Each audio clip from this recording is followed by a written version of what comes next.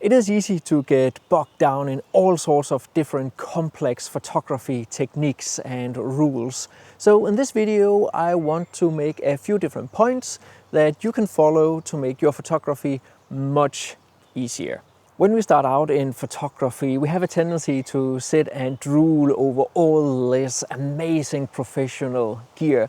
But what I've learned over the years as a landscape photographer is that a simplified photography kit with one camera house and optimally only 2 lenses is all you need. And the 2 lenses that you should go for is a wide angle zoom and a super zoom like my 28 to 200 millimeter from Tamron right here. I have an entire video about that you can check out up in the corner of this video. But point being, keep it simple stupid when it comes to your photography gear.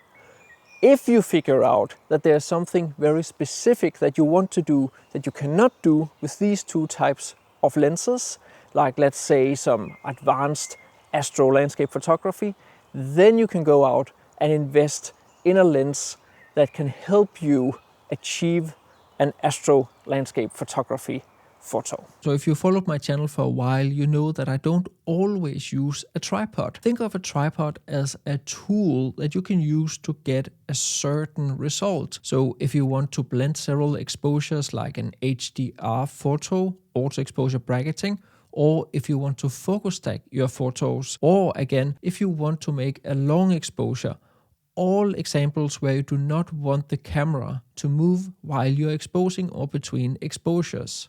But fact of the matter is that if you shoot landscape photography, especially during the daytime, you usually have plenty of light to being able to handhold your camera and get sharp photos, especially with modern image stabilization that is either built into the lens or comes with the camera house. So if you want to make your landscape photography much easier for yourself, for the most part, just handhold the camera and don't faff around with the tripod.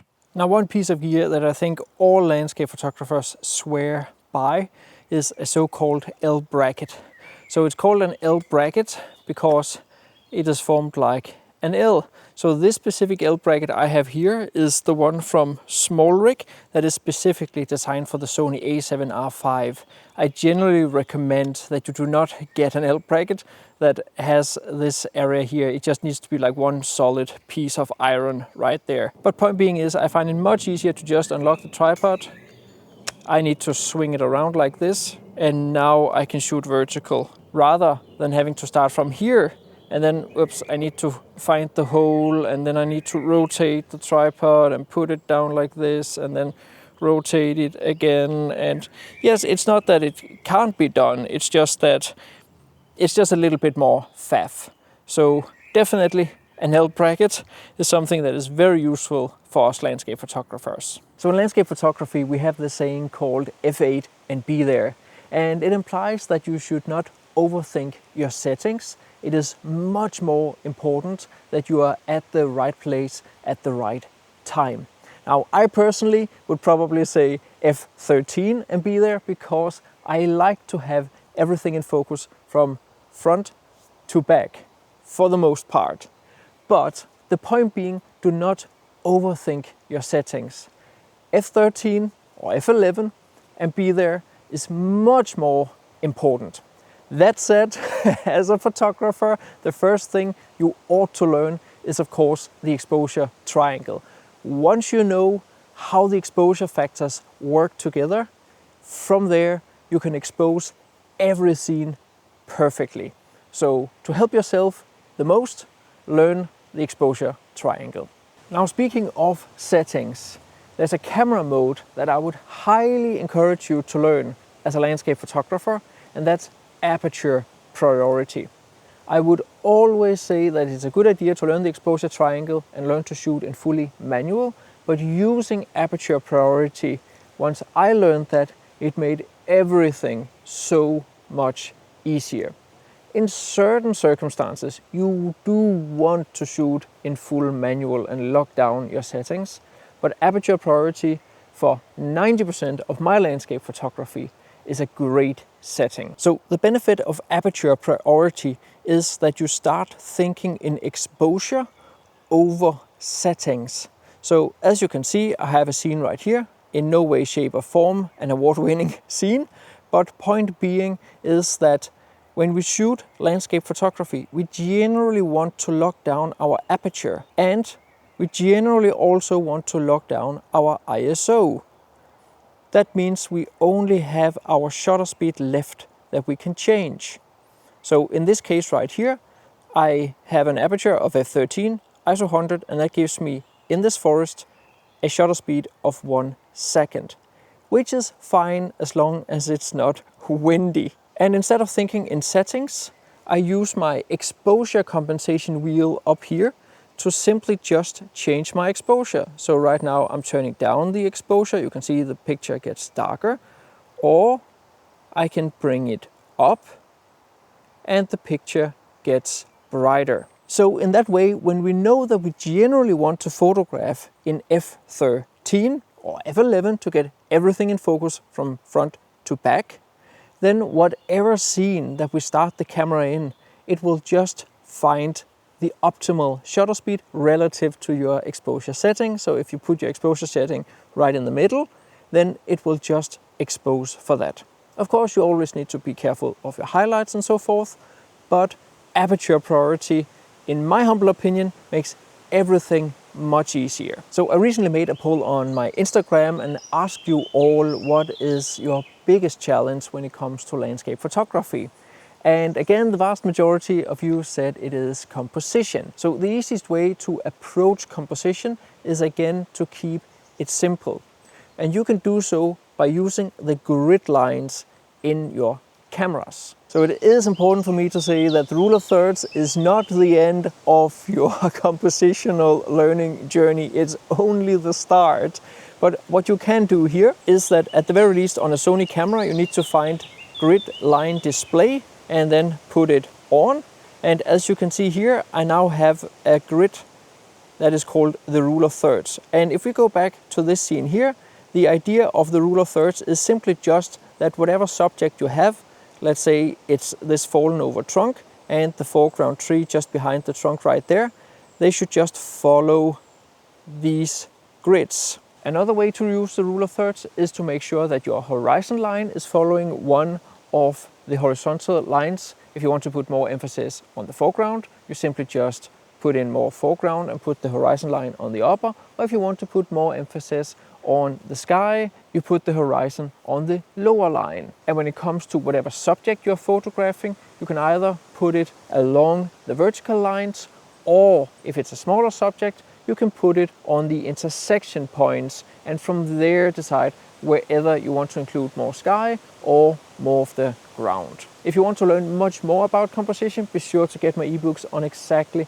that topic with minimal text and tons of examples. They are super easy to read. You can get them down in the description of this video, along with my ebook on light, which is another super important topic for landscape photographers. Now this video is of course about how to make you approach landscape photography a little bit easier, but it is also important for me to emphasize that there have to be a little bit of a challenge with whatever it is we are doing, else it wouldn't be fun. If landscape photography was the easiest thing in the entire world, maybe everybody would do it and then it wouldn't be half as fun. So also, while it can be frustrating sometimes that things are not easy, it's also important to remember that a good challenge, a little bit of optimal frustration is always a good thing too. The next thing to take into consideration when you do landscape photography is to enjoy the experience without expecting the best possible result. This is more a psychological approach. It seems to me that a lot of people are beating themselves up over not getting the best possible photo. I know all about it. Like, landscape photography is my profession. It's so annoying missing out on an entire morning shoot because everything is out of focus or something like that. After all, it is my profession. It's something I do for work and I'm showing it to you. So I It's better for me if I show that I'm actually professional. But the vast majority of you guys out there are probably happy amateurs. So even though you do miss out on a morning where you had perfect conditions, or you go out on a morning where you expect perfect conditions but don't get anything from that morning, don't beat yourself up. It's much easier if you actually enjoy the process. So enjoy the experience of landscape photography without expecting the best possible result. It is completely on purpose that I've composed this scene so it looks as if this trunk is coming out of my ear. See? Who cares? And speaking of imperfections, just embrace them. You are not Ansel Adams, I'm not Ansel Adams, and even if we were, it's important to remember that the vast majority of the photos that Ansel Adams ever took are not available or were never released to the public. It takes a lot of photos to get one which is really great. So if you want to ease up your landscape photography, I would highly recommend to start photographing locally. It sounds harder because when we go and travel to all these famous locations, we probably already know our composition beforehand and where the good compositions are. But if you can find 1, 2 or 3 local areas or subjects that are worth photographing, lone trees, areas with a lot of like gnarly trees as I try to explore here in Denmark, a local lighthouse, an old mill, a barn, a mountain, a waterfall, basically whatever kind of subject that you can get back to relatively easily and photograph them throughout the year in different seasons, in different conditions, at different times of day, in different light. You will be surprised about how many and different and super varied photos you can get from like one location. And even if you mix up the compositions, it just adds even more to it. So definitely, if you want to photograph locally, I promise you, your approach to landscape photography will be much easier. Now, the next thing to make your photography process much easier is to not complicate things for yourself. So avoid using auto exposure bracketing, making HDR photos when you do not need to. In a scene like this here in the forest, if I was photographing this here in the background, I wouldn't bother making auto exposure brackets because it's a relatively flat scene. Or if you're out in the open landscapes, chances are you do not need auto exposure bracketing either. If you're shooting like inside a cave and straight out into a sunset, then yes, the dynamic range will be massive. And that is where you may want to consider auto exposure brackets. But in most circumstances, as long as you use your histogram and you have the information well within that histogram, no reason to make several brackets. And the same goes for focus stacking. There's really no reason to do it if you're shooting from eye level. It's only if you go very down, close to your subject with like a wide angle lens, as in these examples, where you may want to consider using focus bracketing or focus stacking. By avoiding taking so many different exposures, you also avoid confusing yourself in Lightroom and adding these different exposures together. As an example with the HDR photos, you do not gain anything from making HDR photos unless you actually need to make them. Because chances are, if you start merging photos together from a scene that is relatively flat, the program will start putting together the underexposed photo with the overexposed photo, and then it wants to balance the lighting in the final merged photo, which means you will have areas that are underexposed, but where the program have brought up the exposure, so it is way more noisy than other parts of the photo. And then you have to deal with that in editing, which is just complete nonsense. So just make sure to take one well-exposed photo instead of taking all these multiple photos. It makes it much easier for yourself. It's quite damp in the air today. So The next thing that you can do to make the process of landscape photography easier and probably also more enjoyable is simply just to not overplan wherever you go. What you can do is to go to areas that are known for being naturally pretty, like national parks or state parks or regions that are known for being naturally pretty, and go during interesting conditions with strong moody skies and dappled light. Go during calm mornings where you may get a little bit of ground fog, or go during the golden hour or even blue hour, depending on wherever you're going. And then from there, just go with the flow. And if you see something, then photograph it, instead of planning everything meticulously from home, having very strong ideas about what it is you want to photograph, and then come away from there being super disappointed because you did not get those photos. That said, my personal strategy is generally to have an idea about what I want to photograph and then go and get that photo, and from there go with the flow. Because that is generally what gets me out, is that I'm fairly confident that I'm going to get a good photo.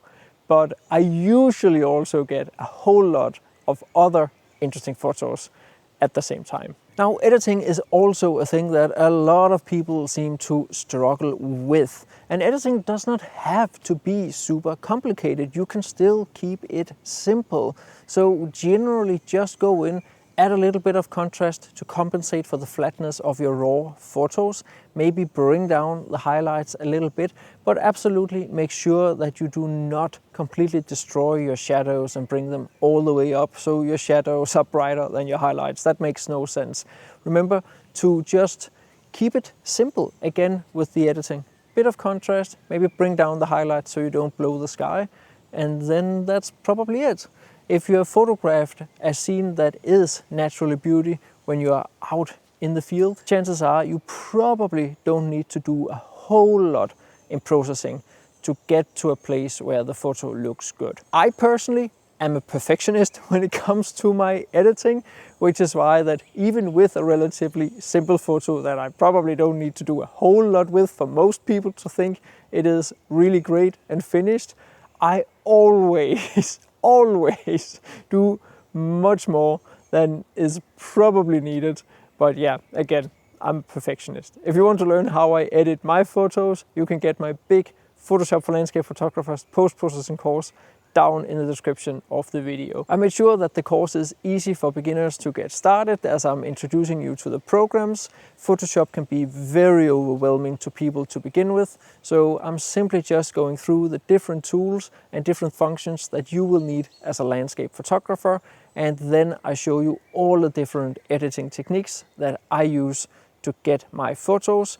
And on top of that, I have 11 start to finish tutorials, videos about what mistakes to avoid, how to respect the light, and over the years I've added a few different bonus videos and update videos to the different programs as Adobe has introduced new features. There's a link to it down in the description of the video. So this next tip in regard to making things easy for yourself is to just avoid forests to begin with, because forests can be exceptionally overwhelming. Just look at this forest here, and that is even actually fairly simple. We have a clean forest floor, but they can be so hard to compose. So go out in more open areas, focus on one subject, like a waterfall, like a lighthouse, and then build up your composition with some different foregrounds instead.